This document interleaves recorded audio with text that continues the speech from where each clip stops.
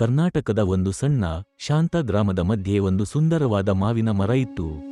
ಈ ಮರವು ಯಾವುದೇ ಸಾಮಾನ್ಯ ಮರವಲ್ಲ, ಅದು ಗ್ರಾಮಸ್ಥರ ಒಗ್ಗಟ್ಟು ಮತ್ತು ಸಂತೋಷದ ಪ್ರತೀಕವಾಗಿತ್ತು.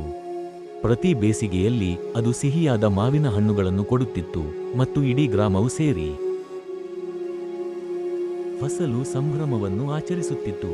ಒಂದು ದಿನ ಅರ್ಜುನ್ ಎಂಬ ಒಬ್ಬ ಚಿಕ್ಕ ಹುಡುಗ ಮರವು ಹಿಂದಿನಂತೆ ಹೆಚ್ಚು ಹಣ್ಣುಗಳನ್ನು ಕೊಡುತ್ತಿಲ್ಲ ಎಂದು ಗಮನಿಸಿದ. ಚಿಂತಿತನಾದ ಅವನು ಗ್ರಾಮದ ಹಿರಿಯರಾದ ಅಜ್ಜನನ್ನು ಸಂಪರ್ಕಿಸಿದ. ಅಜ್ಜ ಅವನಿಗೆ ಮರವು ಹಳೆಯದಾಗಿದೆ ಮತ್ತು ಅದಕ್ಕೆ ಕಾಳಜಿ ಬೇಕು ಎಂದು ಹೇಳಿದರು.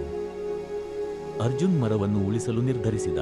ತನ್ನ ಸ್ನೇಹಿತರು ಮೀರಾ ಮತ್ತು ರವಿ ಸಹಾಯದಿಂದ ಅರ್ಜುನ್ ಮರಕ್ಕೆ ನೀರು ಹಾಕಿದ, ನೈಸರ್ಗಿಕ ಗೊಬ್ಬರವನ್ನು ಹಾಕಿದ ಮತ್ತು ಪ್ರತಿ ಸಂಜೆ ಅದಕ್ಕೆ ಹಾಡುತ್ತಿದ್ದ. ಅಜ್ಜ ಹೇಳಿದಂತೆ ಮರಗಳು ಸಂಗೀತವನ್ನು ಪ್ರೀತಿಸುತ್ತವೆ. ನಿಧಾನವಾಗಿ ಮರವು ಮತ್ತೆ ಹುಲುಸಾಗಿ ಬೆಳೆಯಲು ಪ್ರಾರಂಭಿಸಿತು.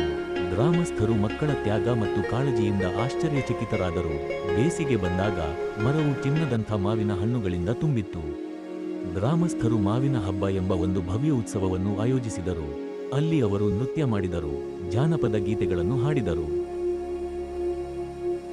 ಮತ್ತು ಎಲ್ಲರೊಂದಿಗೆ ಮಾವಿನ ಹಣ್ಣುಗಳನ್ನು ಹಂಚಿಕೊಂಡರು.